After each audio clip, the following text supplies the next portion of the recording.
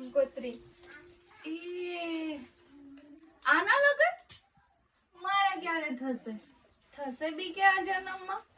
તારી સાથે લગ્ન કરશે કોણ? એવા તો કેટલા લાઈનમાં હશે, આપણું ને શું ખબર. લગ્નની વાત મૂકો, ચાલો કપડાં કોની પાસેથી માંગવાના એ વિચારો. આને જ્યારે જોઈએ ત્યારે માંગવાનું જ જોઈએ. યાર કામ તો મારે બી કરવું છે, પણ મારી પાસે કઈ કામ જ નથી. કામ કરવાની ઈચ્છા હોવી જોઈએ. માણસ ગમે ત્યાંથી કામ શોધી જ લાવે.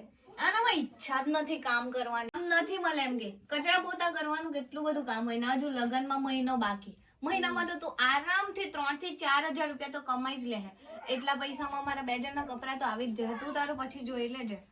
એવી કેટલી છોકરીઓ હશે કે કોઈના લગ્નમાં જવા માટે કપડા કોઈની પાસેથી માંગીને પહેરવાનું. એને એવું નહીં થાય કે હું જાતે અર્ન કરું, જાતે કમાઉં ને પછી કપડા લઈને પહેરું. એની મજા કંઈક અલગ જ છે. કંઈક વસ્તુ ગમતું હોય કે કંઈક મેળવવું હોય તો એના માટે મહેનત તો કરવી પડે ને.